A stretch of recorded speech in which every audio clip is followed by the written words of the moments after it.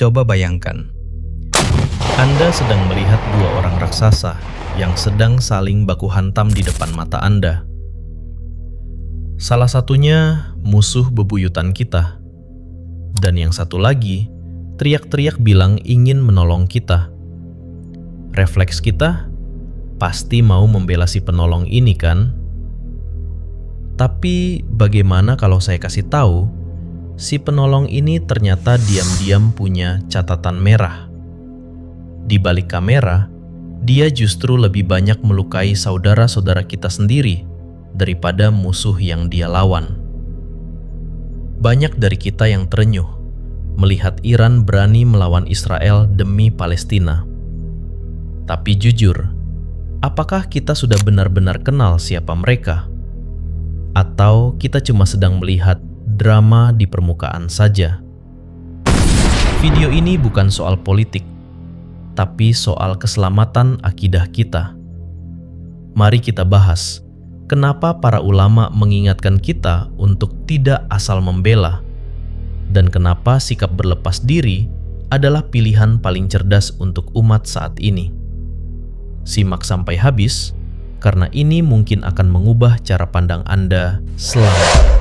Pada kesempatan yang berbahagia ini, kita akan mencoba untuk mengupas tentang salah satu firqah dari firqah-firqah yang disepakati oleh para ulama tentang kesesatannya, yaitu firqah Syiah Ar-Rafidhah. Ya. Sungguhnya barang siapa yang mempelajari buku-buku yang ditulis oleh para ulama sejak zaman dahulu, sejak zaman abad keempat, seperti buku yang ditulis oleh Abu Hasan Al-Asy'ari dalam kitabnya Maqalatul Islamiyyin, yang buku tersebut khusus berbicara tentang firqah-firqah. Demikian juga misalnya kitab Al-Farqu Bainal Firaq karya Abdul Qahir Al-Baghdadi.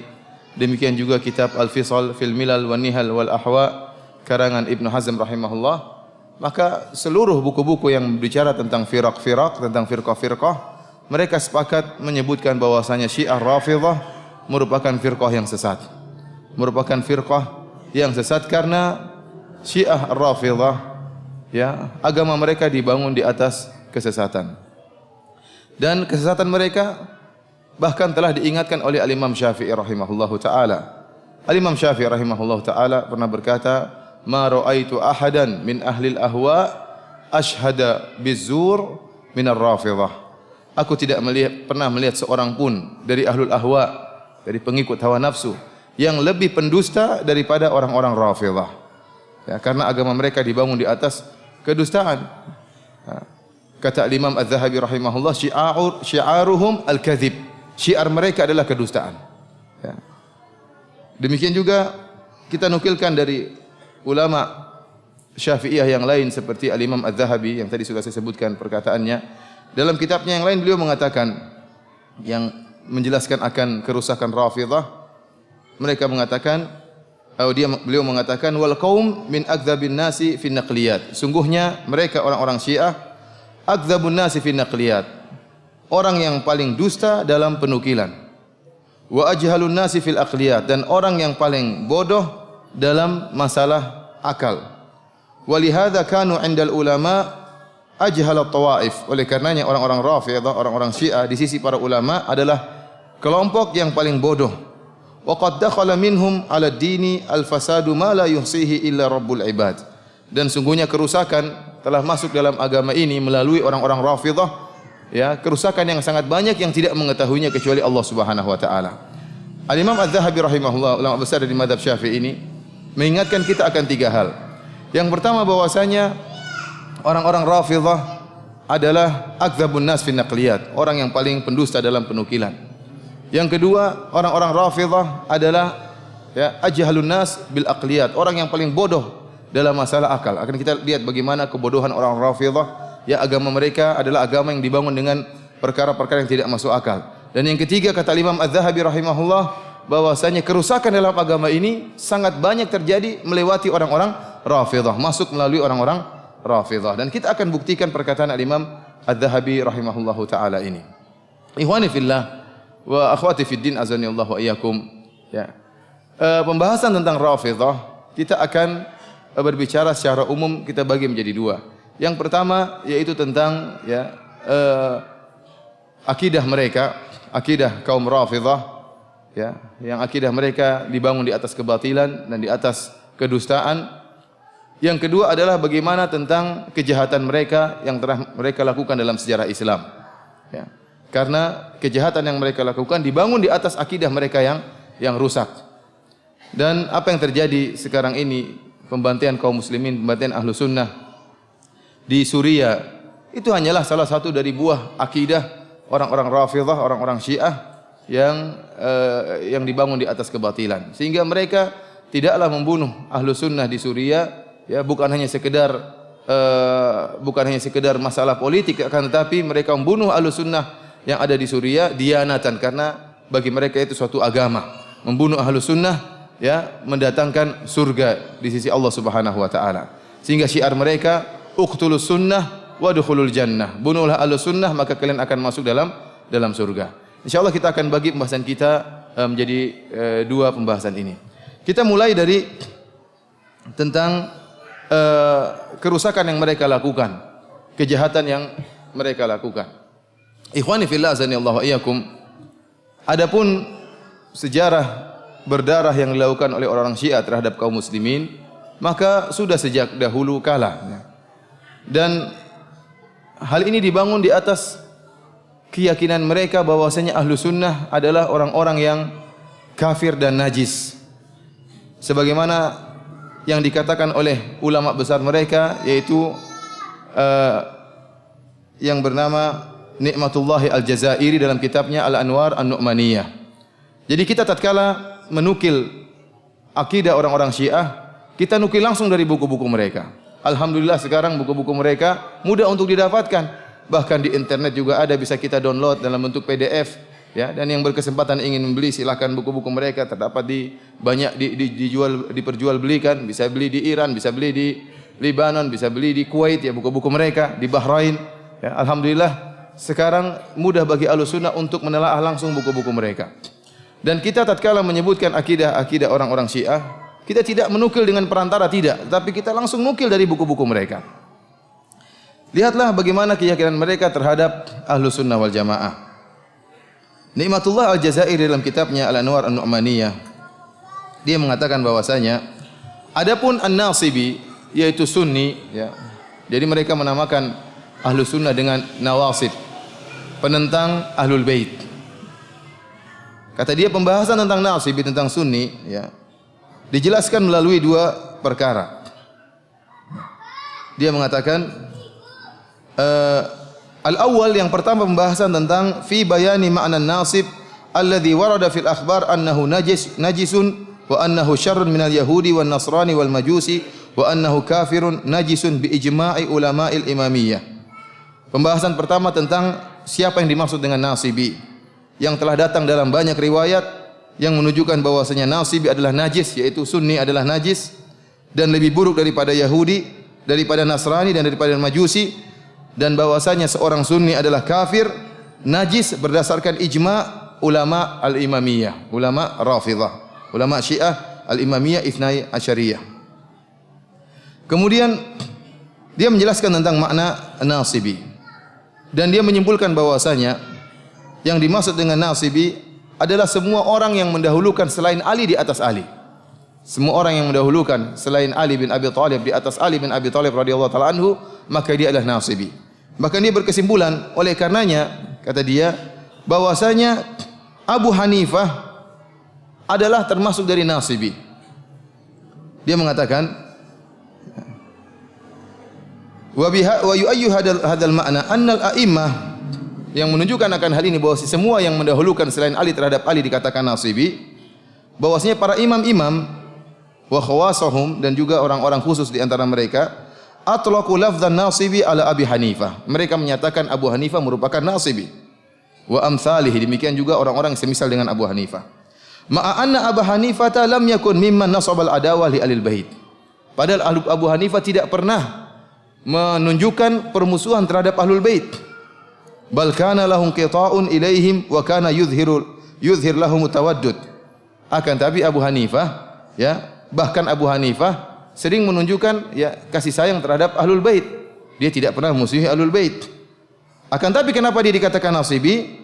Na'am kana yukhalifu ara'ahum wa yaqulu qala Ali wa ana aqul. Akan tapi kenapa? Karena Abu Hanifah menyelisih pendapat-pendapat Ahlul Bait. Dan Abu Hanifah pernah berkata, Ali berpendapat demikian, saya berpendapat demikian. Karena Abu Hanifah tidak mengakui perkataan Ali bin Abi Thalib, ya, maka dikatakan sebagai apa? Nasibi. Nasibi. Oleh karenanya semua orang yang mengatakan Abu Bakar lebih utama daripada Ali bin Abi Thalib, maka dialah nasibi yang dihukumi oleh orang-orang Syiah sebagai orang yang najis, yang kafir, syarrun minal yahudi wan nasrani wal majusi, lebih buruk daripada Yahudi dan Nasrani dan Majusi. Kemudian pembahasan kedua itu tadi pembahasan tentang ta'rif nasibi. Apa sih definisi nasibi? Ya, kita semua termasuk dalam nasibi menurut mereka. Kita termasuk sunnah, ahlu sunnah karena ahlu sunnah menyatakan Abu Bakar dan Umar lebih utama daripada Ali bin Abi Thalib, maka kita dianggap najis oleh mereka. Pembahasan kedua, fi jawazi qatlihim wastibahati amwalihim, tentang bolehnya membunuh mereka ahlu sunnah dan halalnya harta-harta mereka. Dia berkata, ya, wa hukmuhu indahum kal kafiril harbi fi aktsaril ahkam. Bahwasanya hukum seorang nasibi, seorang sunni di sisi para ulama Syiah seperti kafir harbi, seperti orang kafir yang menyerang. Kita tahu orang kafir yang menyerang boleh dibunuh dan boleh diambil apa? Hartanya. Kita itu dianggap kafir harbi menurut orang-orang Syiah. Oleh karenanya mereka menukil suatu riwayat, ya, dari Abu Abdullah. Jadi anehnya orang-orang Syiah ini, buku-buku mereka tidak sampai, riwayat-riwayat mereka kebanyakan tidak sampai kepada Rasulullah. Tapi riwayat-riwayat mereka ujungnya kepada Abu Abdullah, yaitu Ja'far As-Sadiq. Ya. Jadi kalau kita buka misalnya buku Biharul Anwar, kemudian kita buku mereka seperti Al-Kulaini, Al-Kafi Lil-Kulaini, kita juga buka buku mereka seperti Al-Anwar An-Nu'maniyah. Ujung-ujungnya riwayatnya kepada berkata Abu Abdullah, yaitu Ja'far As-Sadiq. Dia berkata demikian. Bagi mereka perkataan Ja'far As-Sadiq adalah perkataan yang paling tinggi, bisa mengkhususkan Al-Qur'an dan bisa bisa menasakh Al-Qur'an. Karena bagi mereka perkataan imam adalah perkataan, ya, yang langsung dari Allah Subhanahu wa taala. Oleh karenanya tidak ada yang paham Al-Qur'an kecuali para imam. Nanti akan kita jelaskan bagaimana keyakinan mereka terhadap Al-Qur'an. Sehingga setiap perkataan imam merupakan hujjah yang paling kuat menurut mereka. Contohnya seperti ini dalam riwayat ini mengenai najisnya ahlu sunnah. Ya. Mereka nukil riwayat mereka dari siapa? Abu Abdullah, ya, Ja'far As-Sadiq. Ditanya, "Ma taqulu fi qatli nasib?" Bagaimana pendapatmu tentang membunuh seorang nasibi, seorang sunni? Apa kata dia? Qala halalud dam. Darahnya halal. Ya. Jawabannya apa? Darahnya halal. Lakinni ittaqi alayka fa in qadirta an taqliba alayhi ha'itan aw tughriqahu fi ma'in likay la yushhad bihi alayka faf'al. Tapi kalau kau mampu untuk membunuh seorang sunni, ya, dengan menjatuhkan tembok, ya, di atas orang sunni tersebut, atau kau tenggelamkan dia supaya tidak ada yang menyaksikan kejahatanmu, ya, maka lakukanlah. Jadi usahakan bunuh orang sunni diam-diam supaya tidak ada yang tahu. Fakultu, aku bertanya lagi, fama tara fi malihi, bagaimana pendapatmu tentang harta seorang sunni? Kata Abu Abdullah, khudhu ma qadirt, ambillah semampumu, ambillah semampumu. Dan fatwa dari Abu Abdullah ini, dari imam mereka ini, dipraktekkan oleh orang-orang Syiah. Dan ini juga disebutkan oleh Nikmatullah Al-Jazairi dalam kitabnya Al-Anwar An-Nu'maniyah. Dia menyebutkan, wa fi riwayat, dalam riwayat-riwayat yang banyak, anna Ali bin Yaqtin wa huwa wazir Rashid qad ijtama'a fi habsihi jama'atun minal mukhalifin.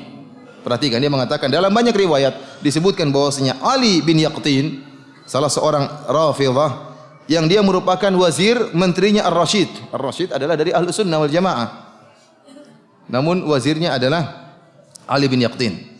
Qad ijtama'a fi habsihi jama'atun minal mukhalifin. Suatu saat di dalam penjara berkumpul sekelompok orang dari mukhalifin. Mukhalifin siapa? Ahlus Sunnah. Sampai sekarang istilah mukhalif masih mereka gunakan. Antum kalau nonton di YouTube, banyak ulama-ulama mereka mengatakan adapun al-mukhalif, adapun penyelisih kami. Penyelisih kami maksudnya apa? Ahlus Sunnah. Jadi istilah mereka sebutkan Ahlus Sunnah dengan istilah nasibi, istilah wahabi, dengan istilah juga mukhalif, penyelisih. penyelisih. Orang-orang Ahlussunnah dikatakan yang menyelisih mereka. Wa kana min khawasi Syi'i fa amara ghilmanahu wa hadamu saqfal mahbas. Dan Ali bin Yaqtin adalah orang-orang khusus spesial dari orang-orang Syiah. Maka dia pun memerintahkan anak buahnya, maka mereka pun menjatuhkan atap dari penjara alal mahbusin, sehingga atap tersebut menimpa ahlu sunnah yang sedang dipenjara tersebut. Famatu kulluhum wa kanu 500 rajulin takriban. Seluruhnya meninggal tatkala itu. Dan jumlah mereka tatkala itu sekitar 500 orang. Jadi benar-benar diterapkan. Jadi kalau bisa bunuh diam-diam, lakukan. Jatuhkan tembok, ini dipraktekkan oleh Ali bin Yaqtin. Dijatuhkanlah tembok penjara, membunuh 500 orang. Akhirnya apa? Dia ingin tahu apa hukum membunuh mereka ini, apa yang harus dia lakukan. Apakah ada kafarah yang harus dia bayar tatkala membunuh seorang sunnah? Maka dia pun bertanya kepada salah seorang dari imam mereka, yaitu Al-Kazim. Al-Imam Al-Kazim radhiyallahu anhu rahimahullah. Dia bertanya tentang hukum apa yang telah dia lakukan. Maka jawaban Al-Kazim imam mereka, fakaffir an kulli rajulin qataltahu minhum bitaisin. Wahai Ali bin Yaqtin, karena kau telah membunuh mereka, maka setiap sunni yang kau bunuh, maka ada kafarahnya. Kafarahnya yaitu seekor kambing. Wa taisu khairun minhu, dan kambing lebih baik daripada sunni tersebut. Jadi kau bunuh sunni, kafarahnya apa? Kambing. Padahal kambing lebih baik daripada sunni yang kau bunuh.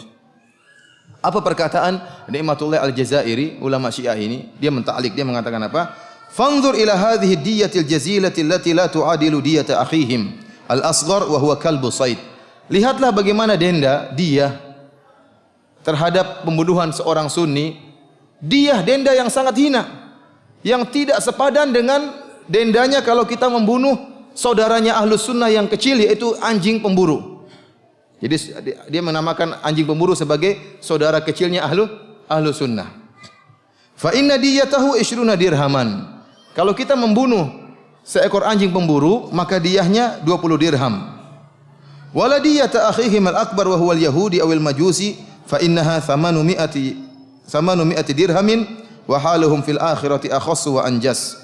Demikian juga denda membunuh seorang sunni, yaitu dendanya hanya seekor kambing, tidak sepadan dengan denda membunuh saudara mereka, saudara besar mereka. Siapa? Yaitu Yahudi atau Majusi. Karena denda membunuh seorang Yahudi atau Majusi 800 dirham. Ya, kambing mungkin 1 dirham aja. Wa haluhum fil akhirati akhas wa anjas. Dan kondisi ahlu sunnah di akhirat lebih buruk dan lebih najis daripada Yahudi dan Nasrani. Ya.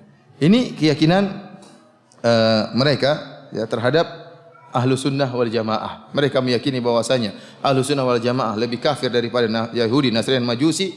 Bahwasanya Ahlu Sunnah lebih hina daripada anjing buruan, dan Ahlu Sunnah darahnya halal untuk ditumpahkan, kemudian hartanya juga halal untuk diambil. Oleh karenanya apa yang kita lihat sekarang, pembunuhan yang terjadi di Suriah merupakan hal yang biasa, karena apa yang mereka lakukan dibangun di atas akidah.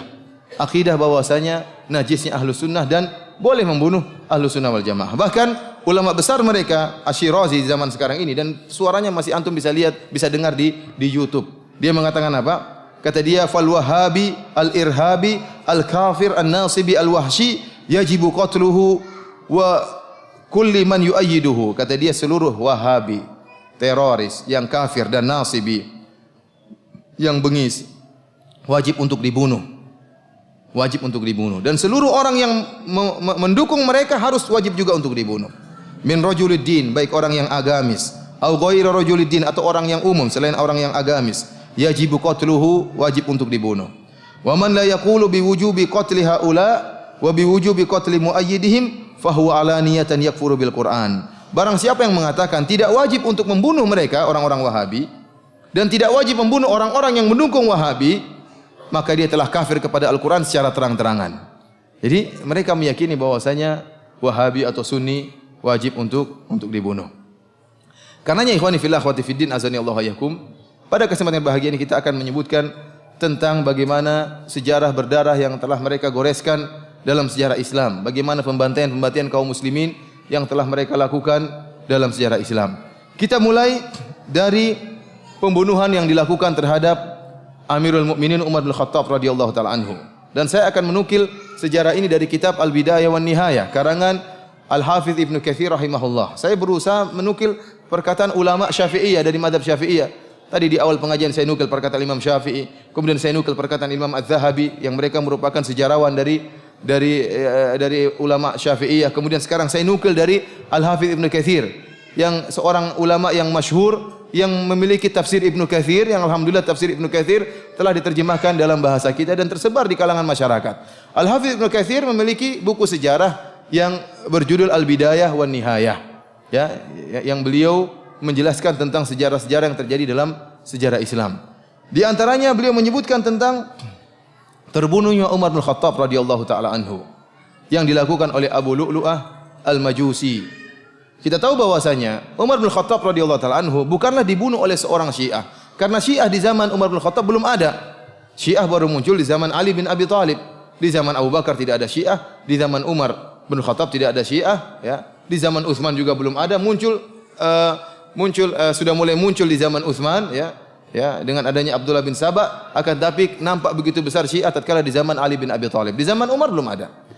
Lantas apa kaitannya pembunuhan Abu Lu'lu' Al-Majusi terhadap Umar? Kenapa kita kaitkan dengan orang-orang Syiah? Kenapa? Karena orang-orang Syiah mendukung pembunuhan Umar bin Khattab radhiyallahu taala anhu. Bahkan mereka mengagung-agungkan Abu Lu'lu' Al-Majusi yang telah berhasil membunuh Umar bin Khattab radhiyallahu taala anhu.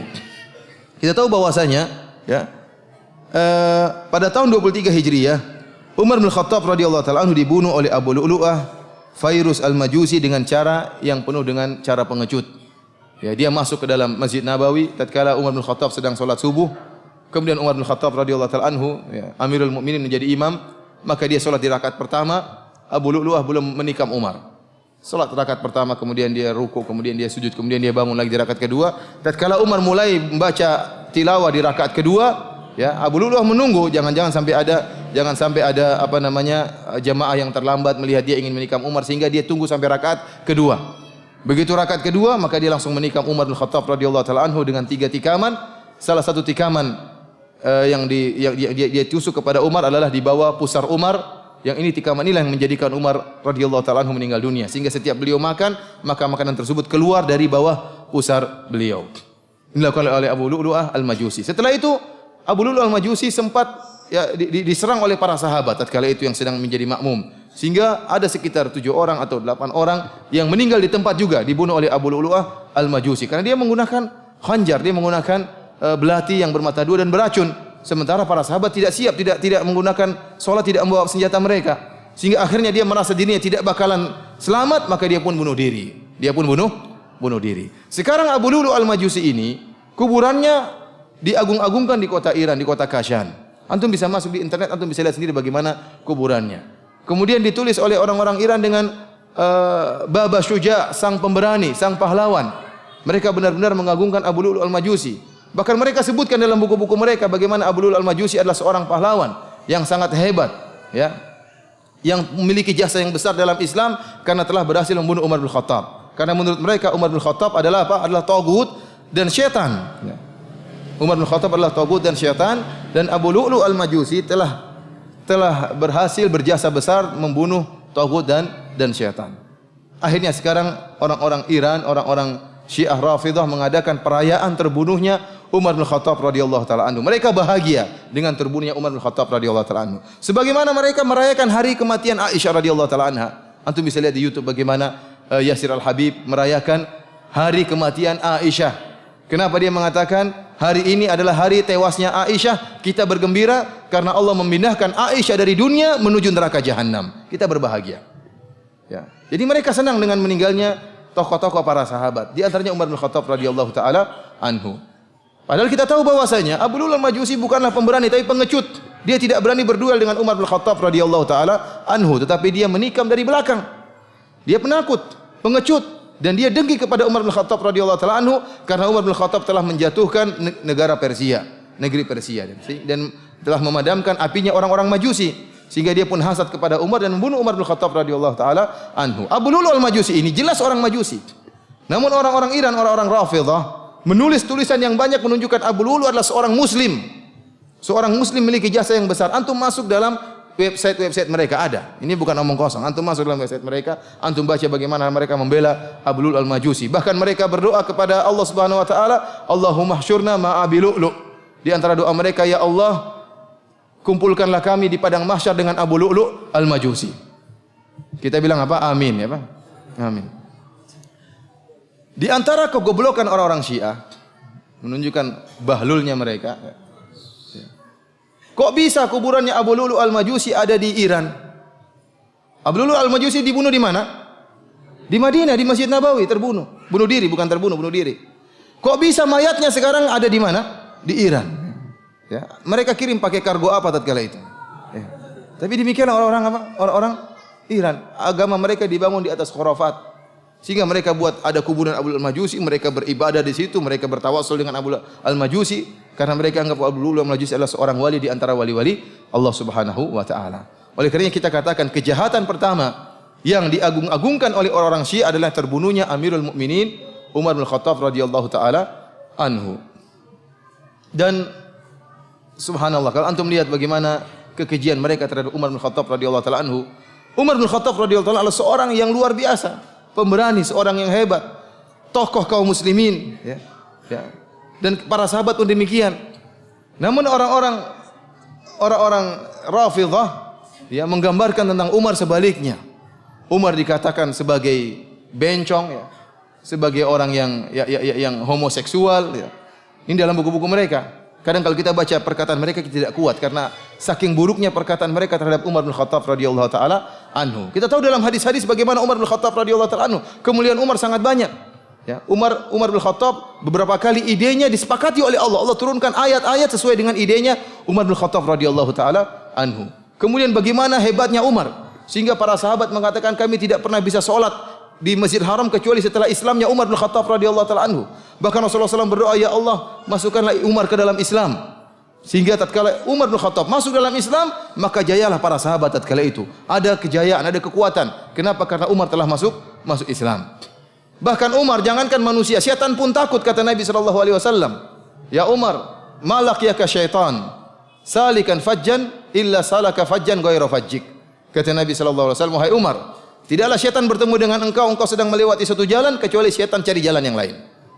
Syaitan dia takut sama Umar. Jangankan manusia, syaitan orang kafir. Syaitan pun takut sama Umar bin Khattab radhiyallahu taala anhu. Bagaimana gagahnya Umar bin Khattab radhiyallahu taala anhu. Digambarkan oleh orang Syiah sebaliknya. Kata mereka Umar bin Khattab adalah seorang yang bencong, yang gagah perkasa jadi apa? Bencong. Bahkan mereka mengatakan Umar bin Khattab punya penyakit di duburnya dan tidak mungkin penyakitnya sembuh kecuali diberikan air mani laki-laki. Jadi Umar disodomi menurut mereka. Bayangkan, bukan cuma bencong yang jago, bencong yang bencong sekalian. Dia sudah jadi bencong disodomi lagi. Ini kan perkataan yang buruk tentang Umar bin Khattab radhiyallahu taala, dan demikianlah ya orang-orang Syiah yang bahlul kalau sudah berdusta, dustanya seperti itu, dusta yang sangat ngawur ya.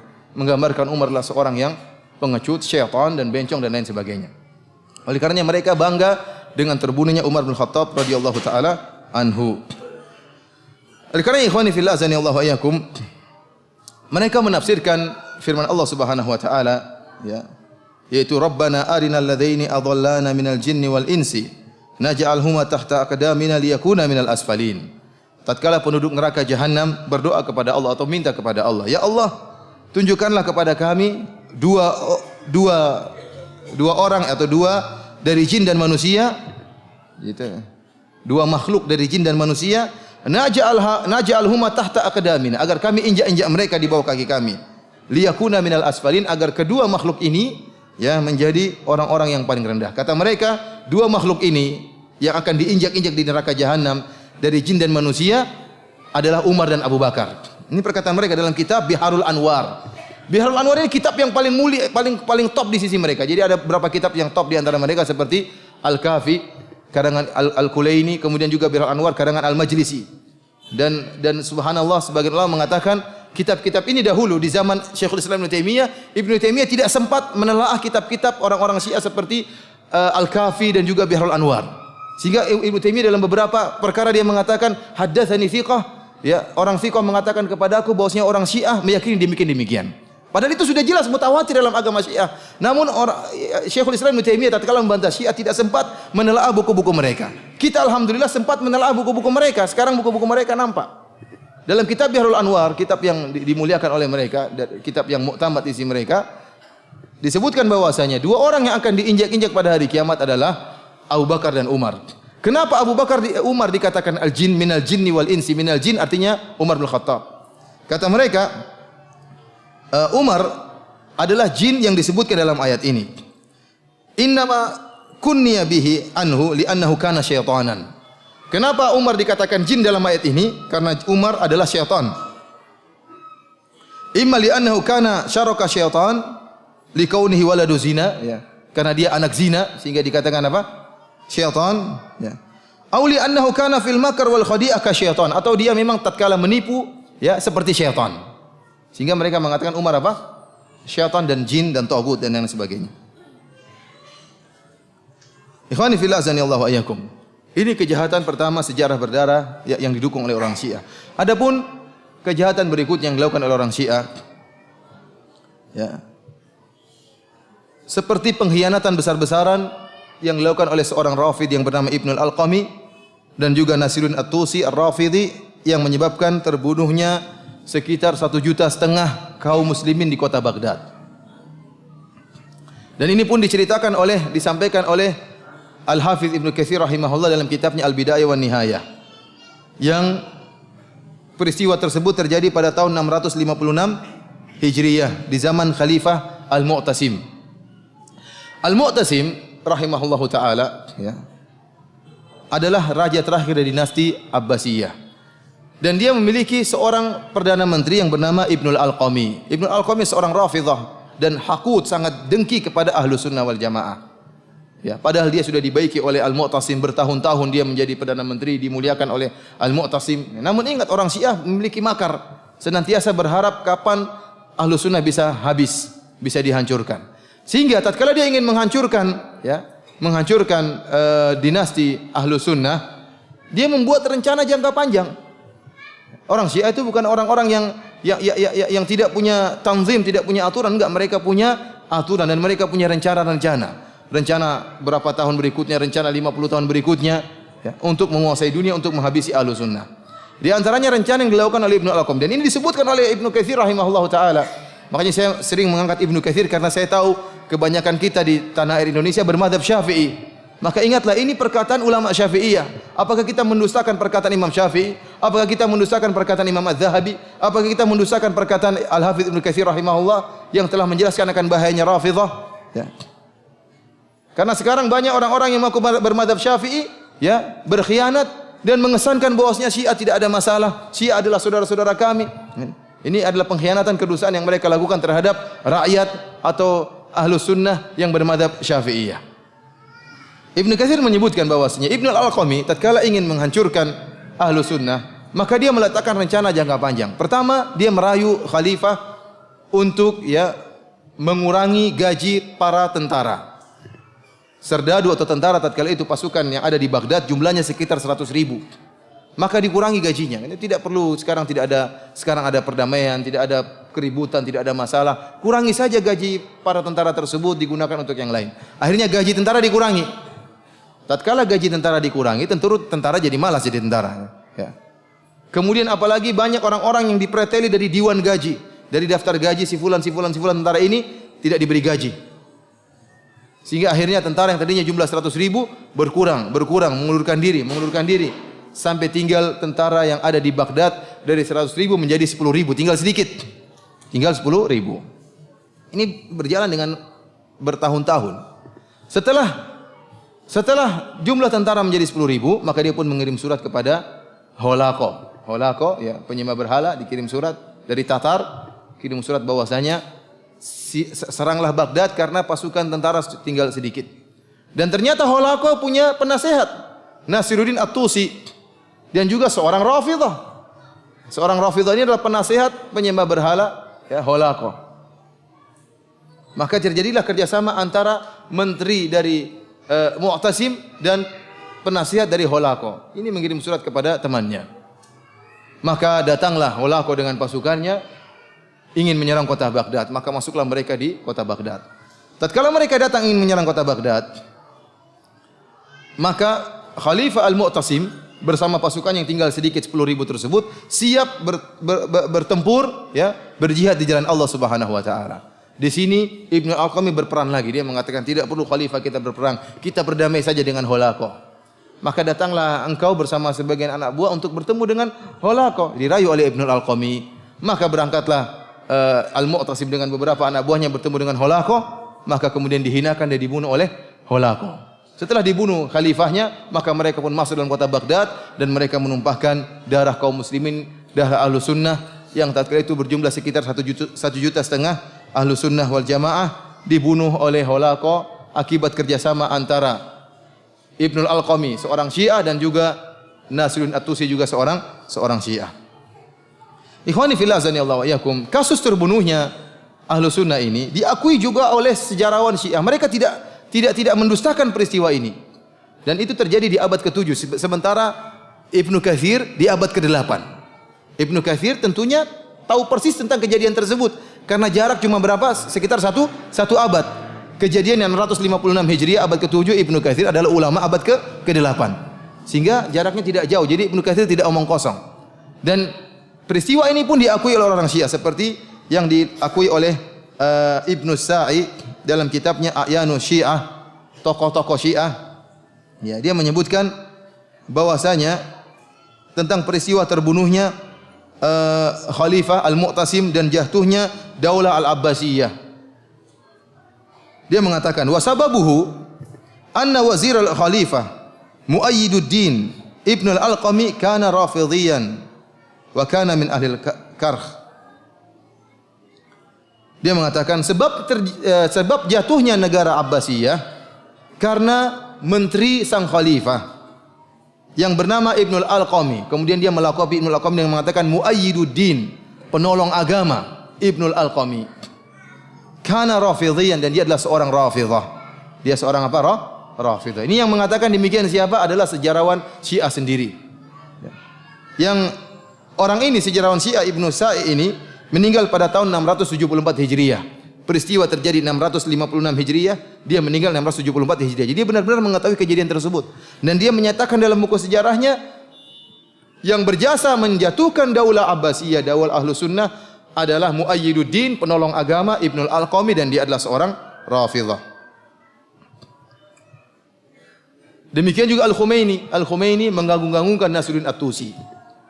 Dalam kitabnya Al-Hukum Al-Islamiyah, Al-Khumaini berkata, wa yash'urun nasu bil khasara aidan bi fuqdanil hawajah Nasiruddin At-Tusi. Sungguhnya masyarakat atau manusia merasa rugi dengan hilangnya tokoh ulama Nasiruddin At-Tusi.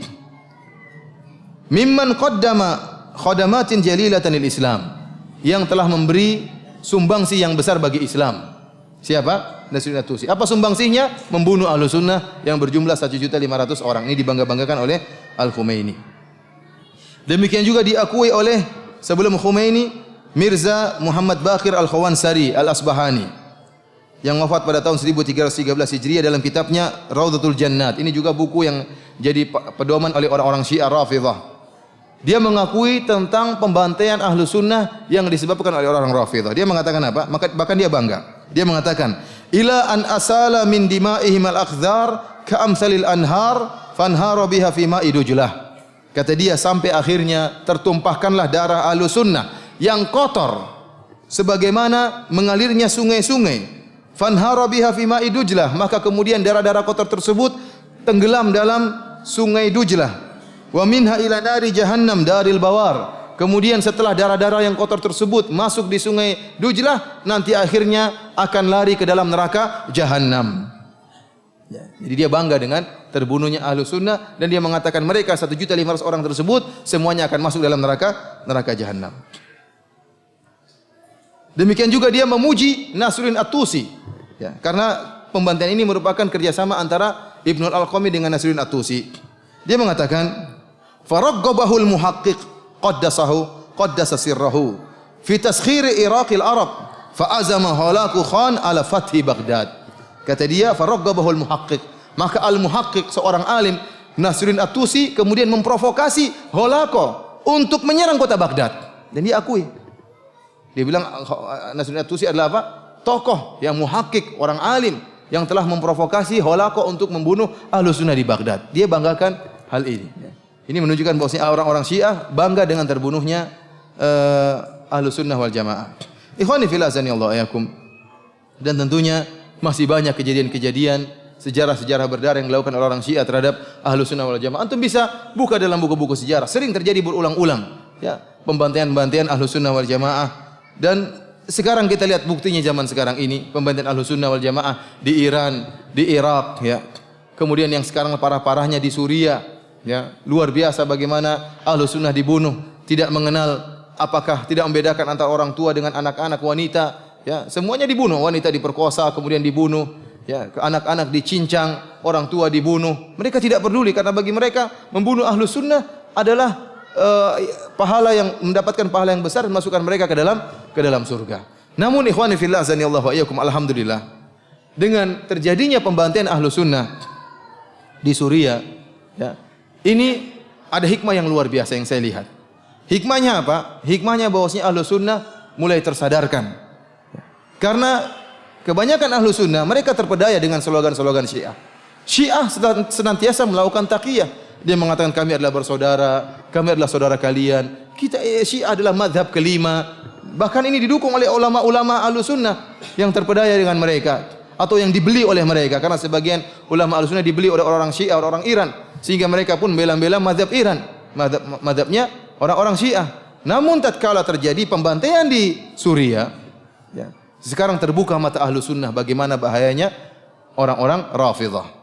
Saya dahulu tatkala ke Madinah sekitar 12 tahun yang lalu, kalau saya berbicara dengan orang Saudi, saya bilang, bahaya bagaimana orang Syiah di tempat kalian. Kata mereka, kata orang Saudi, ya akhi, mereka juga saudara kita. Musuh kita sama Yahudi dan Amerika. Kita orang Syiah saudara kita. Mereka juga Islam, nabi mereka juga Muhammad, Tuhan mereka juga Allah Subhanahu wa taala. Itu dulu perkataan mereka. Sekarang tidak ada lagi perkataan seperti itu. Sekarang Ahlus Sunnah sudah sadar akan bahayanya orang-orang Syiah, bagaimana mereka membasmi Ahlus Sunnah di mana-mana. Mereka membunuh saudara-saudara kita di Iran, mereka membunuh saudara-saudara kita di Irak dengan begitu sadisnya, apalagi sekarang yang ada di Suriah. Sehingga sekarang taqiyah yang mereka lakukan tidak bermanfaat. Sekarang di seluruh negeri Arab, orang-orang Syiah tidak bisa bertaqiyah lagi. Percuma, karena sudah ketahuan, tidak mungkin. Ya. Tidak mungkin lagi mereka bertaqiyah. Mereka ingin menyembunyikan akidah mereka, sekarang sudah terbongkar dengan bagaimana mereka membantai Ahlus Sunnah di Suriah. Dan sekarang orang-orang Syiah semua bersatu, baik Iran maupun Libanon dengan Suriah, tentara Suriah bergabung menyerang Ahlus Sunnah wal Jamaah. Dan ini adalah perang agama, bukan perang politik. Ya. Perang agama, buktinya orang-orang Iran semua gabung, orang Syiah semua gabung dalam barisannya Bashar al-Assad untuk menyerang Ahlus Sunnah wal Jamaah. Namun ikhwani fillah azanillahu wa iyyakum, yang saya khawatirkan adalah di tanah air kita. Di tanah air kita ini orang-orang masih banyak bisa ditipu, masih banyak bisa dibohongi. Taqiyahnya orang-orang Syiah di tanah air kita laris. Masih laris. Kenapa? Karena orang-orang Indonesia orang yang baik-baik, ya, sering berhusnudzon, ya. Sehingga tatkala orang Syiah mengatakan kami saudara, mereka masih mempercayai kedustaan orang-orang Syiah. Bahkan ada beberapa berita-berita dusta yang disebarkan oleh orang-orang Iran, orang-orang Syiah, yang ditelan mentah-mentah oleh orang-orang Indonesia.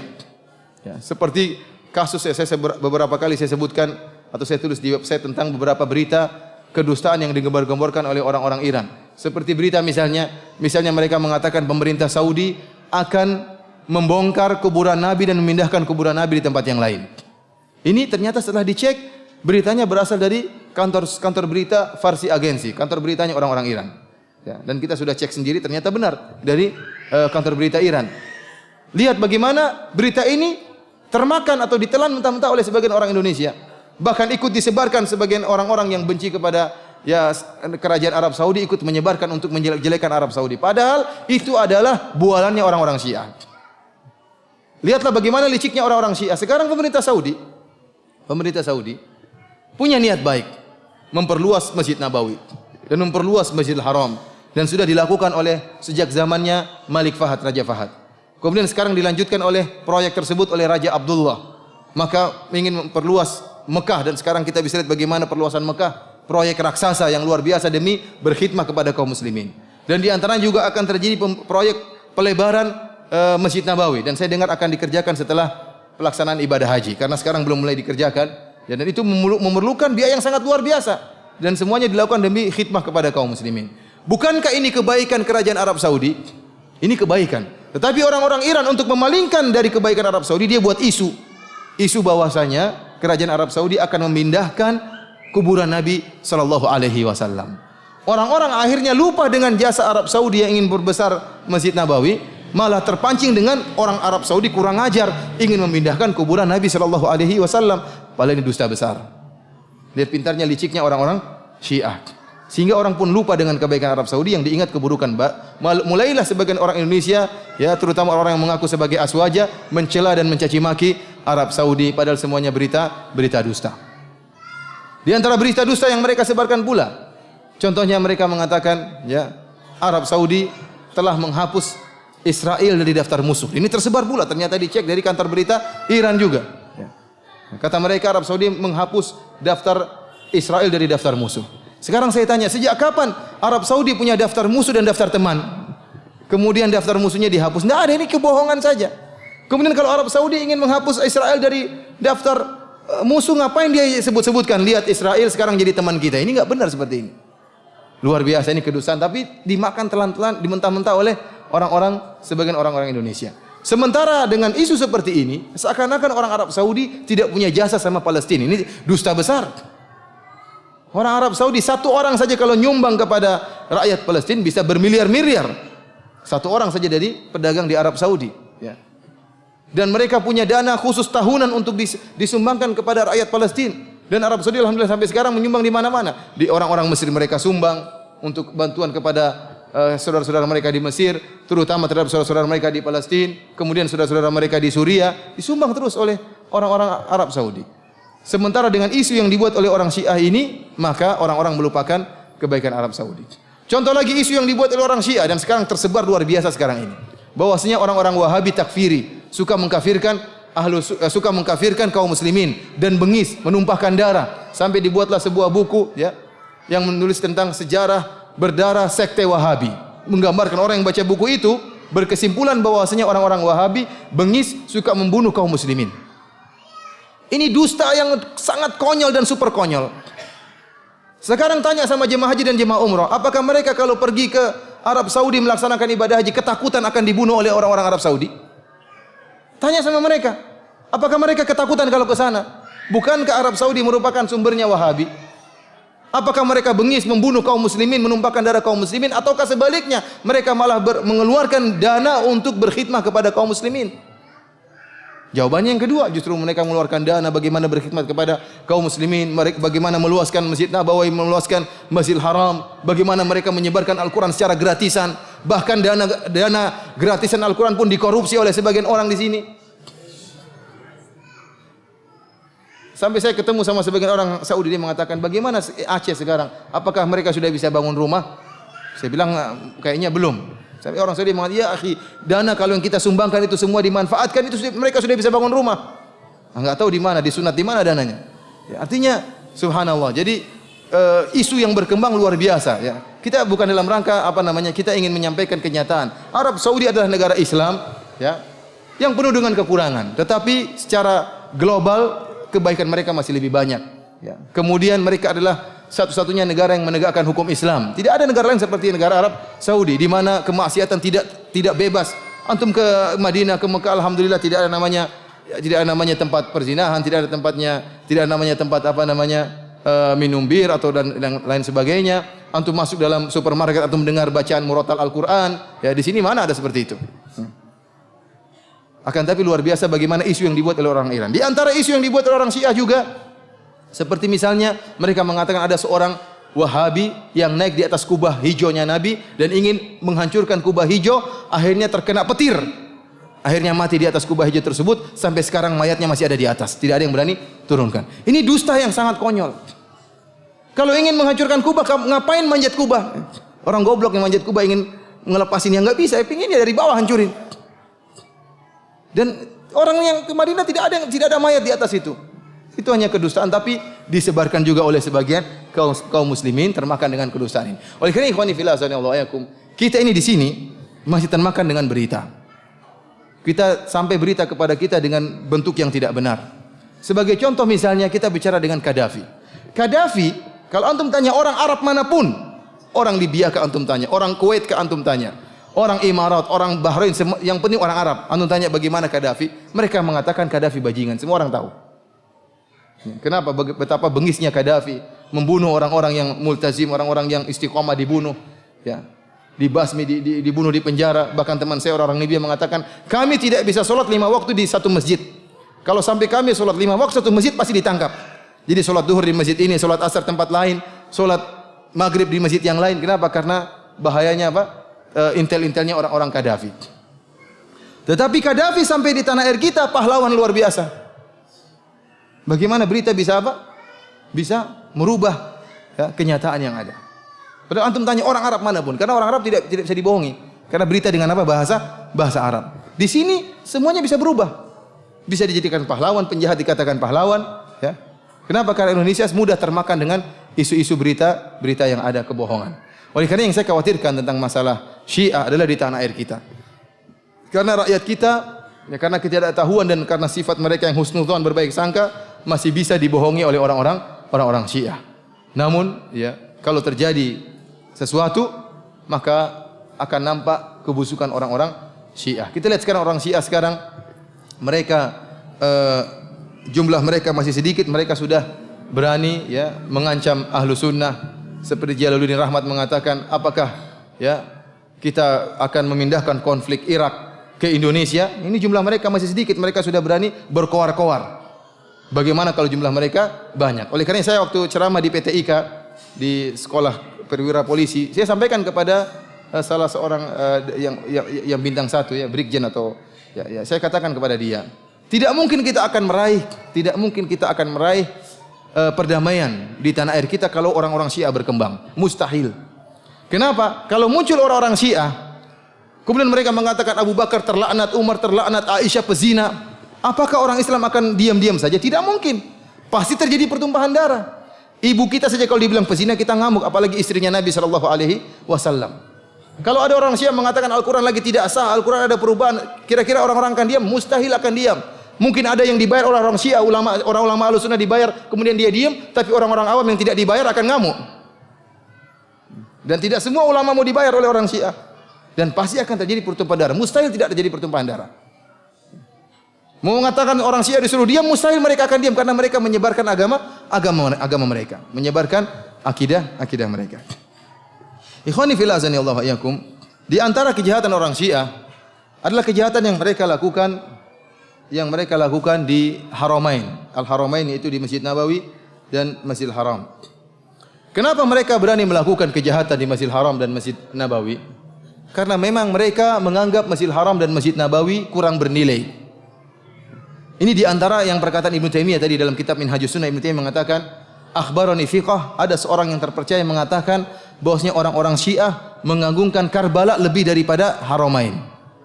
Ibnu Taimiyah rupanya tidak tahu buku-buku, tidak sampai kepada dia buku-buku orang Syiah. Padahal riwayat tentang Karbala lebih afdal daripada Haramain ini riwayat yang mutawatir, terlalu banyak dalam buku-buku mereka. Dan antum bisa lihat di YouTube ya. Saya pernah lihat di YouTube bagaimana ceramah-ceramah mereka tentang Karbala. Dan antum bisa masuk dalam website mereka bagaimana keutamaan tanah Karbala. Di antaranya saya sebutkan suatu riwayat ya. Qala Ja'far As-Shadiq, dialah Abu Abdullah, dia mengatakan tentang keutamaan tanah Karbala. Inna ardal Ka'bah qalat, sungguhnya tanah Ka'bah yaitu tanah yang di atasnya Ka'bah berkata, man mithli wa qad buniya baitullahi ala dhahri. Siapa yang seperti saya? Telah dibangun rumah Allah di atas saya. Ya'tinin nasu min kulli fajin amiq. Orang-orang telah datang kepada saya dari segala penjuru dunia ini. Wa ju'iltu haramallahi wa amnahu. Dan aku dijadikan sebagai tanah suci. Ini ceritanya kata Ja'far bahwasanya tanah Ka'bah lagi pamer, lagi sombong. Apa kata Ja'far? Fa'auhallahu ilaiha, an kufi wa qarri. Maka Allah Subhanahu wa taala pun memberi wahyu kepada tanah Ka'bah, diamlah kamu, jangan banyak omong, diam. Ma fadlu ma fudilti bihi fima a'taitu Karbala illa bimanzilatil ibrah ghurisat fil bahr fahamalat min ma'il bahr. Kata Allah Subhanahu wa taala, wahai Ka'bah, wahai tanah Ka'bah, tidaklah keutamaanmu dibandingkan dengan keutamaan Karbala kecuali seperti jarum yang dimasukkan ke dalam lautan, kemudian dicabut jarum tersebut, keutamaanmu itulah di jarum tadi. Adapun lautan adalah keutamaan apa? Karbala. Walaula turbatu Karbala ma faddaltuki. Kalau bukan karena tanah Karbala, saya tidak akan muliakan engkau wahai tanah Ka'bah. Walaula man tadammanahu ardu Karbala ma khalaqtuki. Wahai tanah Ka'bah, kalau bukan karena di Karbala ada Husain dikubur di tanah Karbala, saya tidak akan memuliakan, tidak akan menciptakan engkau wahai siapa? Wahai tanah Ka'bah. Ini subhanallah. Ini tertulis dalam buku-buku mereka, jelas bahwasanya tanah Karbala lebih afdal daripada tanah Ka'bah. Bahkan saya pernah dengar ceramah di YouTube dari salah seorang ulama mereka, dia mengatakan apa? Dia mengatakan tanah Karbala afdal dan lebih suci daripada tanah suci Mekah. Kenapa? Tanah suci Mekah kalau didatangi jemaah haji terasa sempit. Tapi kalau tanah Karbala dia bisa melebar, jadi tanahnya bisa melar. Apa? Ini bahlul sama orang siapa? Khurafat isinya. Kemudian kenapa Allah mengatakan kalau bukan tanah Karbala saya tidak akan ciptakan engkau wahai tanah Ka'bah. Yang di luar disucikan tanah Ka'bah atau tanah Karbala? Tanah Ka'bah. Karbala belakangan jadi suci. Kalau Husain dikubur di situ baru jadi suci. Husain kapan meninggalnya? Jauh. Tahun sekitar 80-an Hijriah. Taib sebelumnya tanah Ka'bah bagaimana? Kata dia dalam riwayat ini, kalau bukan ada Husain, saya tidak akan ciptakan engkau. Kalau bukan ada Husain dikubur di tanah Karbala, saya tidak akan ciptakan engkau wahai tanah Ka'bah. Ini khurafat yang luar biasa. Di antaranya mereka berkata tentang menziarahi kuburan Husain di Karbala lebih afdal daripada haji. Kata mereka dalam riwayat mereka, dalam kitab Furu' al-Kafi, ya, dikatakan inna ziyarata qabril Husain ta'dilu 20 hajjah wa afdal min 20 umrah wa hajjah. Sungguhnya menziarahi kuburan Husain itu sama dengan 20 kali haji. Wa afdal dan lebih baik daripada 20 umrah wa hajjah, dan afdal daripada 20 umrah dan haji. Ada seorang yang berkata kepada seorang Rafidhah berkata kepada imamnya, dia mengatakan, "Ini hajjatu tis'a asyrata hajjah." Kata dia, wahai imam, saya sudah hajian 19 kali. Wa tis'a asyrata umrah, dan saya sudah umrah 19 kali. Maka sang imam berkata sambil mengejek, dia mengatakan apa? Hujjatan ukhra wa tamir umratan ukhra tuktab laka ziyaratu qabril Husain alaihi salam. Kalau begitu tambah lagi satu hajimu dan tambah lagi satu umrahmu supaya kau dicatat seperti menziarahi kuburan apa? Husain. Ya ikhwan, di sini antum lihat jelas bahwasanya mereka merendahkan tanah suci haram dan Mekah dan Madinah. Mereka lebih mengutamakan tanah Karbala karena ibadah mereka adalah menyembah apa? Menyembah mayat.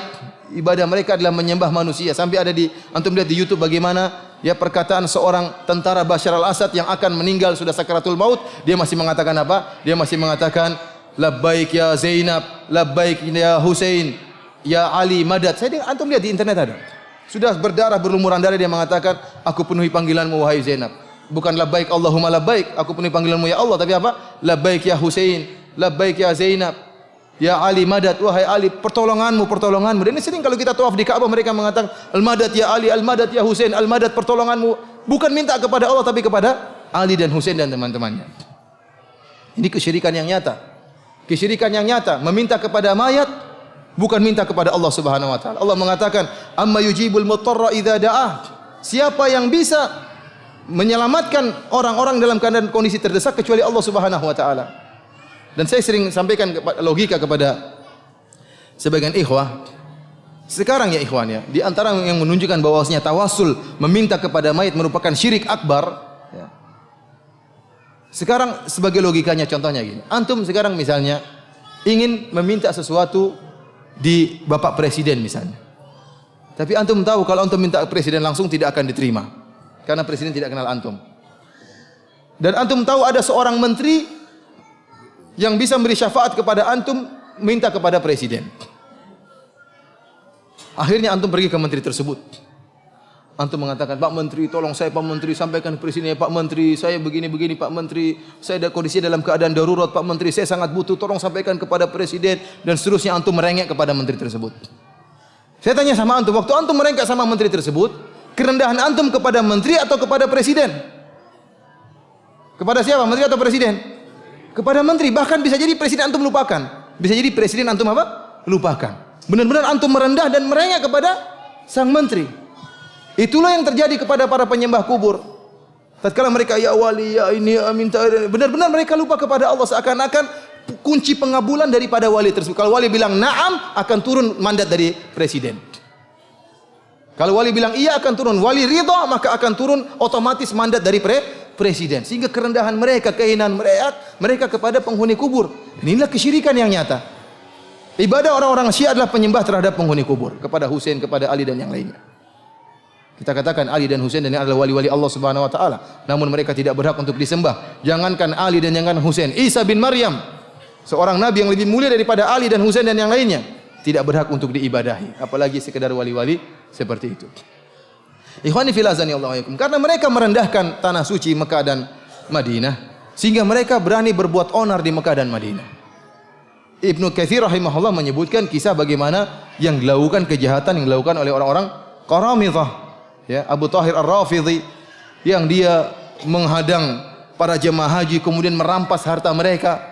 Dihadang jemaah haji, dirampas harta mereka. Ini orang Syiah. Kemudian bagaimana dia juga mencuri, mencongkel Ka'bah, mencongkel apa namanya? Hajar Aswad, kemudian dibawa lari selama 23 tahun, dibawa kabur.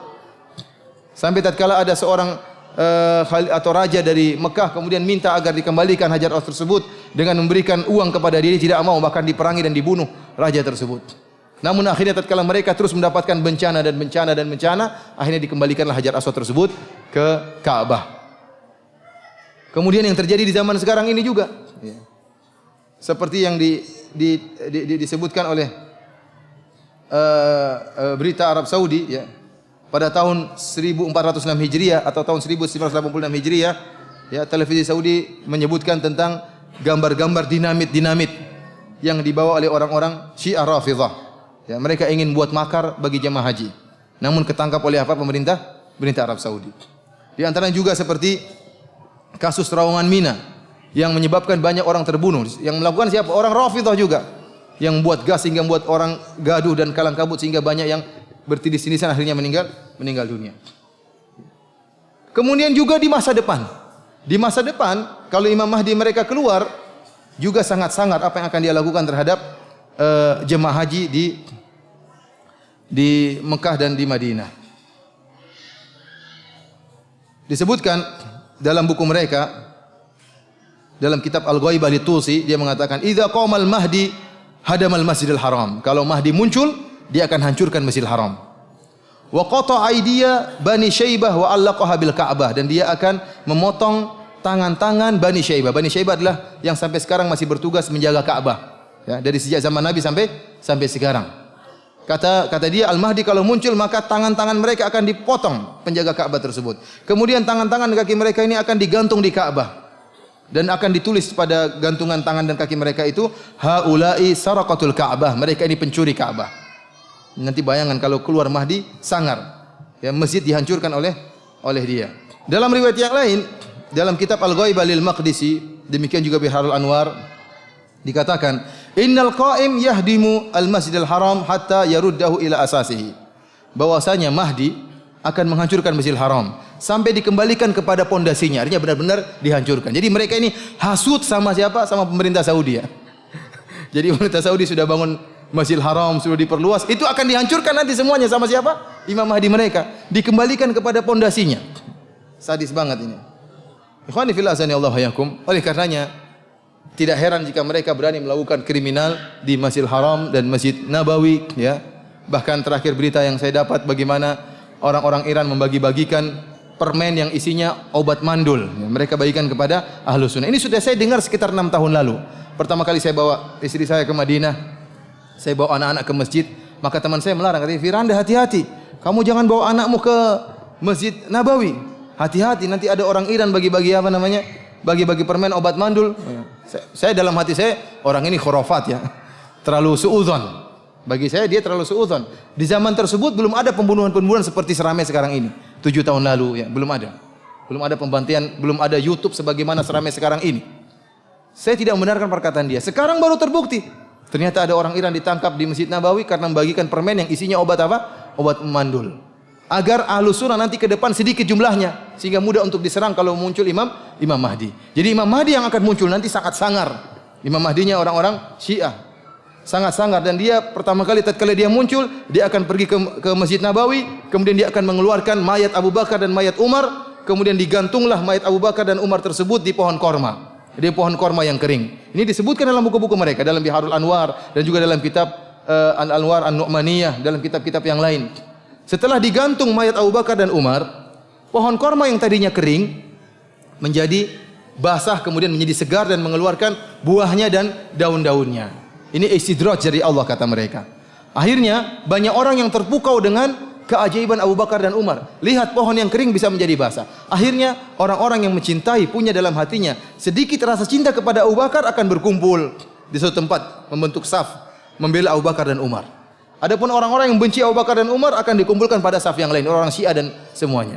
Maka setelah Ahlus Sunnah seluruhnya dari penjuru dunia berkumpul, maka dibunuh oleh Imam Mahdi. Jadi Imam Mahdi mereka ini sangar nanti kalau sudah muncul, bukan cuma antum-antum juga bakalan dibunuh oleh Imam Mahdi. Tapi Imam Mahdinya insya Allah enggak keluar ya. Karena Imam Mahdinya sudah 1200 tahun sembunyi enggak keluar sampai sekarang.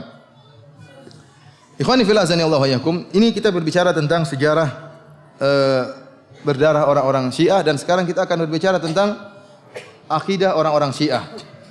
Ikhwani fillah azanillahu wa iyyakum, di antara kekhususan orang-orang Syiah ini kerusakan akidah orang Syiah yang tidak dimiliki oleh firqah-firqah sesat yang lainnya adalah meyakini Al-Quran tidak otentik. Al-Quran kurang. Al-Quran terjadi perubahan. Para ulama ahli firqah-firqah dalam buku-buku mereka seperti saya sebutkan seperti Maqalatul Islamin, ya, aqaid apa namanya aqidah salah satu sab'in firqah, dalam kitab Al-Farqu Bainal Firaq, dalam kitab Al-Milal wan Nihal karya Syahristani, dalam kitab misalnya An-Nihal fil Milal wal Ahwa, ya, karangannya Ibnu Hazm. Mereka menyebutkan banyak firqah. Di antaranya firqah Khawarij, di antaranya firqah Mu'tazilah, di antaranya firqah Murji'ah dan cabang-cabangnya di antaranya firqah Rafidhah, firqah Syiah.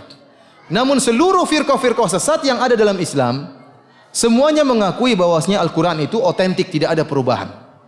Semuanya. Hanya saja mereka sesat dari sisi penafsiran Al-Qur'an. Tapi mereka mengakui Al-Quran tidak ada perubahan. Al-Quran itu murni dijaga oleh Allah. Mereka mengakui firqah sesat manapun. Kecuali orang-orang Syiah.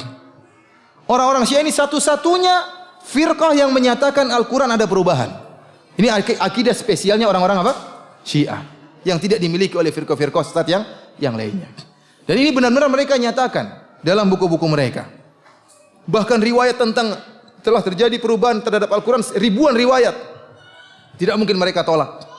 Dan termaktub dalam buku-buku terkenal mereka seperti Al-Kafilul Kulaini, kemudian Biharul Anwar dan kitab-kitab topnya milik orang Syiah semuanya menyatakan Al-Quran tidak otentik lagi. Oleh karena tatkala Ibnu Hazm rahimahullah berdebat dengan orang-orang Nasrani, kemudian Ibnu Hazm membuktikan bahwasanya dalam Injil itu ada perubahan, tidak otentik lagi karena ada tangan-tangan manusia yang merubah Injil. Disebutkan kontradiksi antara yang terdapat dalam Injil disebut oleh Ibnu Hazm, membuat orang-orang Nasrani bungkam. Tidak bisa berbicara, mengakui bahwasanya Injil telah terjadi perubahan. Namun apa kata orang-orang Nasrani? Benar Injil ada perubahan, tapi Al-Quran juga ada perubahan. Kata Ibnu Hazm, siapa yang bilang Al-Quran ada perubahan? Orang-orang Syiah yang mengatakan demikian. Kata Ibnu Hazm, orang Syiah bukan Islam. Gampang, kata dia apa? Orang Syiah bukan apa? Bukan Islam. Karena barang siapa yang mengatakan Al-Quran ada perubahan itu bukan orang Islam. Allah Subhanahu wa taala mengatakan, Qul la in ijtama'atil insu wal jinnu ala ayyatu bimithli hadzal Qur'an la ya'tuna bimithlihi walau kana ba'dhum li ba'dhin dhahira. Katakanlah meskipun seluruh jin dan seluruh manusia berkumpul untuk bisa membuat seperti Al-Qur'an, mereka tidak bakalan bisa. Kalau ternyata Al-Qur'an ada perubahan, law kana min indillah indi ghairillah lawajadu fi ikhtilafan katsira. Kalau Al-Qur'an bukan dari Allah, maka akan terjadi banyak kontradiksi. Kalau ternyata Al-Quran ada perubahan, orang lain bisa bikin seperti Al-Quran. Tapi Al-Quran dijaga oleh Allah. Inna nahnu nazzalna dzikra wa inna lahu lahafizun. Kami yang turunkan Al-Quran dan kami yang akan menjaga Al-Quran. Kita orang Islam meyakini, barang siapa yang meyakini ada satu huruf dalam Al-Quran yang kurang dan dirubah, kita bilang dia kafir. Berarti kita tidak meyakini penjagaan Allah terhadap Al-Quran. Bagaimana lagi kalau orang-orang mengatakan Al-Quran ya banyak perubahan, ayat-ayat didistorsi, ayat-ayat kurang, yang lakukan siapa? Para sahabat. Oleh karenanya satu akidah orang Syiah ini sudah cukup membuat kita mengkafirkan mereka. Karena memang kita meyakini bahwasanya Al-Quran adalah sempurna dan tidak ada perubahan, dan Allah menjaga Al-Quran dari adanya perubahan. Oleh karenanya di antara mukjizat Al-Quran, ya, walaqad yassarnal lidzikri, kami telah mudahkan Al-Quran untuk apa? Banyak orang yang menghafal Al-Quran mudah.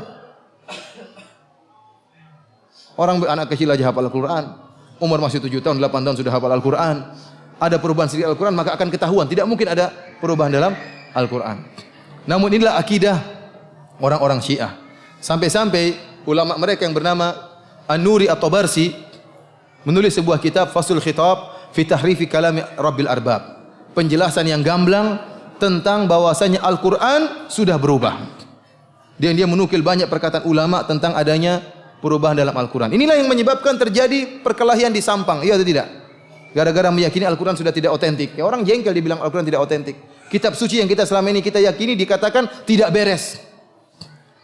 Dan meyakini Al-Quran itu kurang, ini kekufuran yang paling top. Kenapa? Kalau kita meyakini Al-Quran itu kurang atau ada perubahan, maka tidak ada kekufuran lagi. Orang boleh meninggalkan sholat, orang boleh berzina. Sekarang kalau ada orang mengatakan zina itu halal, bagaimana kita membantah dia? Kita bilang dalam Al-Quran zina haram. Maka dengan mudah dia mengatakan mungkin ayat tentang zina itu ada perubahan. Sebagaimana kata orang-orang apa? Syiah. Ada orang mengatakan jilbab tidak wajib. Kita bilang dalam Al-Quran jilbab wajib. Itu mungkin ayat dirubah sama sahabat. Tidak bisa kita mengkafirkan orang kalau kita meyakini Al-Quran itu apa? Ada perubahan. Kalau ada yang mengatakan sholat tidak wajib, kita bilang kamu kafir. Kenapa kamu kafirkan saya? Dalam Al-Quran disebutkan Quran salat, aqimus shalah, salat wajib, jadikan salat. Kata dia mungkin itu ayat yang dirubah oleh sahabat. Repot seperti ini. Jadi Syiah ini membuka pintu kesesatan selebar-lebarnya, pintu kekufuran selebar-lebarnya. Karena puncak kekufuran adalah menyatakan Al-Quran ada perubahan. Kitab suci sudah tidak ada, terus apa yang mau dijadikan pegangan? Ikhwani fillah azani Allah wa iyyakum. Di antara riwayat-riwayat yang disebut dalam kitab Al-Kulaini, karangan Muhammad bin Ya'qub Al-Kulaini dalam kitab Al-Kafi, ini Al-Kafi ini seperti Sahih Bukhari dalam kata Muhibbuddin Al-Khatib, salah seorang ulama sunnah di Mesir.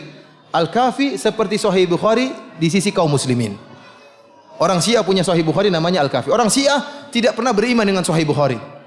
Tidak pernah beriman dengan Sahih Bukhari, tidak pernah beriman dengan Sahih Muslim, tidak pernah beriman dengan Abu Daud, Nasai dan Ibnu Majah, Musnad Imam Ahmad, mereka tidak pernah imani. Namun mereka hanya menyebutkan riwayat dari Bukhari atau Muslim yang menurut mereka mendukung mazhab mereka untuk membuat kaum muslimin menjadi bimbang. Sebenarnya mereka sudah punya buku sendiri, tidak butuh dengan Sahih Bukhari, dengan Sahih Muslim, mereka tidak pernah percaya. Mereka punya Sahih Bukhari sendiri namanya Al-Kafi Al-Kulaini. Bahkan ya, kedudukan Al-Kafi di sisi orang Syiah lebih afdal daripada kedudukan Sahih Bukhari menurut kaum muslimin. Kenapa? Karena kata mereka, kitab Al-Kafi ini setelah dikarang oleh Muhammad bin Ya'qub Al-Kulaini dipaparkan kepada Imam Mahdi dan sudah dicek oleh Imam Mahdi. Sahih Bukhari hanya bisa kedudukannya seperti Al-Kafi kalau Sahih Bukhari ditampakkan kepada Nabi Muhammad. Oh, ini sahih semua, baru bisa sama seperti Al-Kafi. Oleh karena mereka benar-benar memegang riwayat-riwayat dalam Al-Kafi karena sudah dicek langsung oleh siapa? Imam Mahdi. Di antara riwayat yang terdapat dari Imam Mahdi dalam kitab Al-Kafi, kata Abu Abdullah Ja'far As-Sadiq, dia mengatakan, wa inna indana la mushafa Fatimah. Sungguhnya di sisi kami ada mushaf Fatimah. Wa ma yudrihim ma mushafu Fatimah. Tahukah mereka apa itu mushaf Fatimah? Mushafun fihi mithlu Qur'anikum hadza thalatha marrat. Mushaf Fatimah, Quran ka Fatimah itu seperti Quran kalian 3 kali lipat. Kemudian apa kata Ja'far As-Shadiq, imam mereka? Wallahi ma fihi min Qur'anikum harfun wahidun. Demi Allah, tidak ada pada mushaf Fatimah itu satu huruf pun yang ada pada Quran kalian. Ini kegoblokannya orang Syiah. Berarti Quran mereka bukan bahasa Arab. Kata dia, Qurannya berapa kali lipat? 3 kali lipat. 3 kali lipat ini tidak ada satu huruf pun yang ada di Quran kita sama dengan padahal huruf cuma alif bata sampai ya atau tidak? Tidak ada huruf yang lain. Berarti Quran mereka bukan pakai bahasa Arab, bahasa Persia atau bahasa Jawa mungkin. Ini gobloknya mereka. Mereka bikin kedustaan tapi goblok. Kalau mereka mengatakan Quran kami 3 kali lipat dari Quran kalian, cukup, selesai. Tapi mereka bodohnya nambah, kata mereka tidak ada satu huruf pun dalam Quran kita ada pada Quran kalian. Terus pakai huruf apa kalau gitu? Di antara riwayat yang mereka katakan juga dari Abu Abdullah, dari Ja'far As-Shadiq juga, dia mengatakan apa? Innal Qur'an alladzi ja'a bihi Jibril ila Muhammadin 17,000 ayat. Sungguhnya Quran yang diturunkan oleh Jibril kepada Muhammad 17.000 ayat. Quran kita berapa ayat? 6.000 ayat. 6.000 kali 3 berapa? 18.000. Ini juga bodoh, tidak tahu matematika. Harusnya 3 kali lipat itu 18.000, dia bilang berapa ribu? 17.000. Bahkan Dr. Al-Qazwini, salah seorang ulama Syiah abad ini, salah seorang ulama kontemporer Syiah, dia memberi contoh tentang ayat yang kurang. Kata dia dalam surat Al-Imran ayat 33, Allah berfirman, Inna Allah astafa Adam wa Nuh wa ala Ibrahim wa ala Imran ala alamin. Sungguhnya Allah telah memilih Adam dan Nuh dan keluarga Ibrahim dan keluarga Imran di atas alam semesta, dalam segala umat, di atas segala umat. Kata dia, ada ayat yang dikurangi oleh para sahabat. Harusnya Allah berfirman, Inna Allah astafa Adam wa Nuhan wa ala Ibrahim wa ala Imran wa ala Muhammadin alal alamin. Sungguhnya Allah telah memilih Adam dan Nuh dan keluarga Ibrahim dan keluarga Imran dan keluarga Muhammad Ahlul Bait di atas seluruh umat manusia. Ini kata dia contoh adanya kekurangan dalam Al-Qur'an. Ikhwani fillah azani Allah wa iyyakum. Inilah keburukan orang-orang Syiah sehingga mereka mengatakan Al-Qur'an terjadi penyimpangan. Kenapa mereka dengan tega menyatakan Al-Qur'an terjadi perubahan? Ya. Bahkan sebenarnya Al-Quran 17.000 ayat. Berarti dikurangi sekitar berapa? 11.000 ayat sudah hilang, ya enggak? Yang tertinggal berapa? 6.000 ayat. Kata mereka Al-Quran harusnya berapa ayat? 17.000 ayat. 17.000 ayat itu berkurang tinggal berapa? 6.000 ayat. 6.000 ayat itu bermasalah. Sudah dikurangi, dirubah-rubah, diacak-acak oleh para sahabat. Dan orang-orang Syiah sering bertakiyah, mereka mengatakan itu Wahabi saja yang mengatakan Al-Quran itu kurang. Itu kedustaan mereka. Quran kami sama dengan Quran kalian. Lihat kami baca Quran kami. Itu bohongnya orang-orang Wahabi. Ini takiyahnya orang-orang apa? Syiah. Kita bilang yang benar, yang kamu baca memang Quran sama dengan Quran kami. Karena memang mushaf Fatimah itu cuma hayalan, khurafat, tidak ada. Karena mereka meyakini Quran mereka lagi dibawa sama Imam Mahdi. Ya. Capek bawa 3 jilid mungkin berapa? Sembunyi dalam gua tidak keluar-keluar bawa Al-Quran. Nanti kita akan lihat dia bukan cuma bawa Al-Quran, Taurat, Zabur juga dia bawa semuanya. Capek dia mungkin belajar 1200 tahun belajar Al-Quran, Taurat, Injil, Zabur, Suhuf Ibrahim dan Musa semua ada sama dia. Jadi memang tidak ada mushaf Fatimah di sini, mereka tidak ada. Cuma yang jadi masalah, benar Quran kami sama dengan Quran kalian, tetapi keyakinan kami terhadap Al-Quran tidak sama dengan keyakinan kalian terhadap Al-Quran. Orang Iran kalau di Madinah, mereka juga baca mushaf Madinah cetakan Saudi. Memang boleh sama yang dibaca, tapi keyakinan berbeda, tidak sama keyakinan kami dengan keyakinan kalian terhadap Al-Quran. Keyakinan kami Al-Quran sempurna, tidak ada kekurangan. Keyakinan kalian terhadap Al-Quran tidak sempurna, ada kekurangan dan ada perubahan. Sebagaimana Allah kami dengan Allah kalian sama, tapi keyakinan kami terhadap Allah berbeda.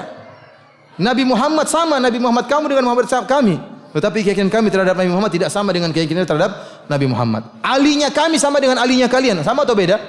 Sama, tidak ada bedanya. Tapi keyakinan kami terhadap Ali tidak sama dengan keyakinan kalian terhadap Ali bin Abi Thalib radhiyallahu taala anhu. Dan yang lebih menyedihkan ikhwani fillah azanillahu, orang-orang Syiah, ya, selain mereka menyatakan Al-Quran sudah terjadi perubahan, ini sudah cukup membatalkan mereka. Di antara kekufuran yang mereka lakukan terhadap Al-Quran, kata mereka Al-Quran tidak mungkin ditafsiri kecuali oleh imam. Kecuali oleh imam. Jadi mereka mengatakan bahwasanya Al-Quran itu ya dijelaskan oleh Nabi kepada Ali bin Abi Thalib saja, yang lain tidak ada.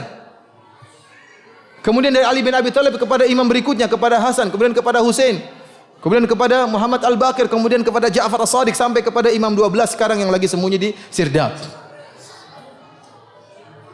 Sehingga mereka mengesankan bahwasanya ada agama Ahlul Bait. Ini yang sering masyarakat tertipu. Mereka mengatakan, agama kita Ahlul Bait. Kita yang lebih ngerti tentang agamanya Rasulullah SAW karena kita Ahlul Bait. Ya. Sementara orang-orang di luar Ahlul Bait, mereka tidak paham tentang agama Rasulullah. Coba kalau kamu di rumah yang lebih paham tentang agamanya bapak kita siapa? Ya kita anaknya yang lebih paham. Jadi yang lebih paham tentang agamanya Nabi Muhammad siapa? Ali bin Abi Thalib, anaknya Fatimah. Orang awam langsung termakan. Oh iya benar ya. Berarti ada agama khusus Ahlul Bait. Seakan-akan ada agama khusus Ahlul Bait, ada agama di luar untuk selain Ahlul Bait. Ini kedustaan besar. Kita bilang, ya akhi, kalau memang yang tinggal di rumah Nabi lebih paham tentang agama Nabi, kalau gitu Aisyah yang lebih paham. Lebih banyak dengan siapa? Apakah Nabi lebih banyak bersama Aisyah atau bersama Fatimah? Lebih sering bersama siapa Nabi? Sebenarnya Aisyah istrinya. Lebih sering bersama Aisyah daripada Fatimah dan Ali. Ali menikah sama Fatimah, sudah tinggal di rumah yang lain. Harusnya yang lebih ngerti agama Aisyah daripada kalian-kalian ini. Kemudian apakah Ahlul Bait cuma orang-orang Syiah? Banyak Ahlul Bait yang Ahlus Sunnah banyak. Yang tidak berpemahaman seperti kalian. Jadi mereka mengesankan bahwasanya ada agama khusus buat Ahlul Bait. Ini tidak benar, tidak benar. Rasulullah SAW diutus oleh Allah rahmatan lil alamin untuk seluruh umat. Wa anzalna ilaika dzikra litubayyana lin-nas ma nuzila ilaihim. Kata Allah Subhanahu wa taala, kami turunkan kepada engkau wahai Muhammad Al-Qur'an litubayyana lin-nas, agar engkau wahai Muhammad jabarkan kepada seluruh manusia. Jadi tidak ada agama khusus buat satu orang, dua orang, tidak ada. Agama ini apa namanya? Untuk semuanya. Untuk semuanya. Rasulullah SAW mengatakan, nadarallahu imra'an sami'a maqalati fawa'aha. Ya. Kemudian kata Nabi SAW, farubba muballaghin au aminas sami' atau afqahu minas sami' atau kama qala Nabi SAW. Ya. Kata Nabi SAW, semoga Allah memberikan cahaya kepada orang yang mendengar perkataanku, kemudian dia sampaikan kepada yang lainnya. Memang agama ini untuk disebarkan, bukan untuk sekedar agama khusus Ahlul Bait. Ini adalah khurafat yang didengung-dengungkan oleh orang Syiah. Seakan-akan Nabi mengkhususkan Ali bin Abi Thalib dengan ilmu tertentu yang tidak diberitahukan kepada para sahabat yang lain. Ini kedustaan besar. Ini ketidakadilan. Seakan-akan yang masuk surga hanya Ahlul Bait. Terus kita yang bukan Ahlul Bait bagaimana? Yang anaknya Pak Ijo dan Pak Imin ini bagaimana? Ikhwani fillah Allah. Ini di antara khurafat yang mereka lakukan. Pertama, mereka mengatakan Al-Quran sudah tidak otentik. Yang kedua, mereka mengatakan Al-Quran tidak mungkin ditafsiri kecuali oleh imam. Sekarang imammu mana kok belum muncul-muncul? Nah, mereka punya riwayat-riwayat dari imam-imam sebelumnya. Seperti oleh karena saya katakan tadi, riwayat mereka paling top bukan kepada Nabi, tapi kepada imam. Antum buka kitab Al-Kafilul Kulaini, semuanya qala Ja'far As-Sadiq, qala Abu Abdullah, bukan qala Muhammad sallallahu alaihi wasallam. Kenapa? Karena untuk sampai kepada Muhammad harus lewat sahabat, iya enggak? Sahabatnya kafir semua ya. Sudah riwayat enggak usah sampai. Kalau gitu riwayat tidak sampai kepada Muhammad, sampai aja kepada imam mereka. Karena bagaimana mereka bisa meriwayatkan riwayat sampai ke Rasulullah kecuali melewati apa? Para sahabat. Sementara para sahabat semuanya apa? Kafir. Kalau gitu riwayat mereka cuma sampai kepada imam-imam mereka. Oleh karenanya mereka mengatakan, jika imam telah berkata hujjah, imam itu seperti Nabi. Bahkan imam itu langsung dari Allah Subhanahu wa taala. Oleh karenanya bagaimana mau sama agama kita dengan agama mereka? Agama kita adalah agamanya yang dibawa oleh Muhammad sallallahu alaihi wasallam, agama mereka adalah agamanya imam. Makanya mereka dikatakan dengan Syiah al-imamiyah. Syiah yang meyakini masalah keimaman. Bahwasanya imam merupakan rukun Islam dan imam bisa mengkhususkan Al-Qur'an dan imamlah yang paham tentang Al-Qur'an.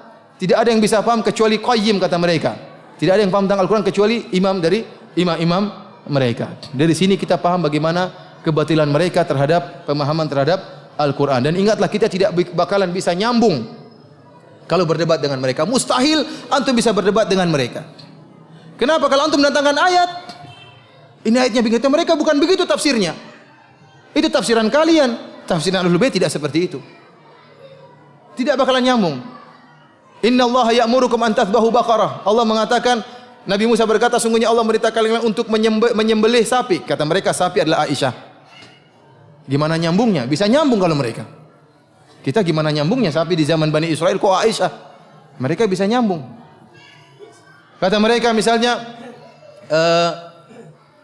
marajal bahraini yaltaqiyan bainahuma barzakhun la yabghiyan. Ya. Bahwasanya ada dua lautan apa? Yang bertemu. Kata mereka dua lautan ini adalah Fatimah dan Ali. Bainahuma barzakhun la yabghiyan, di antara keduanya ada halangan sehingga kedua laut ini tidak bisa bertemu. Katanya halangan tersebut adalah Nabi Muhammad sallallahu alaihi wasallam. Ini tafsiran ngaco. Berarti dua laut tidak bisa bertemu, berarti Ali enggak pernah ketemu sama Fatimah ya. Tapi mereka ini laut ditafsirkan Ali dan Fatimah. Tafsiran-tafsiran tidak nyambung. Tapi menurut mereka itu adalah tafsiran mereka. Antum tidak bisa berdebat sama mereka karena meskipun taruhlah kita sama-sama sepakat Al-Qur'an otentik, tafsirannya bakalan berbeda. Mereka punya tafsiran kebatinan seperti tadi. Yakhruju minhuma lu'lu'u wal marjan. Keluar dari lautan tersebut lu'lu' wal marjan. Ya. Maksudnya Hasan dan Husain. Repot seperti ini. Tafsiran mereka yang kacau balau itu terdapat dalam buku-buku mereka. Oleh karena ikhwani fillah sallallahu alaihi wasallam, tatkala keyakinan kita terhadap sumber agama kita yaitu Al-Qur'an berbeda, bagaimana mungkin kita bisa bersatu dengan orang-orang Syiah, ya? Tatkala kita mengatakan lihatlah Aisyah radhiyallahu taala anha dibela oleh Allah dalam Al-Qur'an. 15 ayat Allah turunkan untuk menyatakan Aisyah bukan pezina. Kata mereka itu bukan Aisyah yang dimaksud Allah tapi Zainab. Repot seperti itu. Enggak bakalan nyambung, benar ini. Tidak bakalan nyambung dengan mereka. Dan jangan pernah berharap bersatu dengan mereka.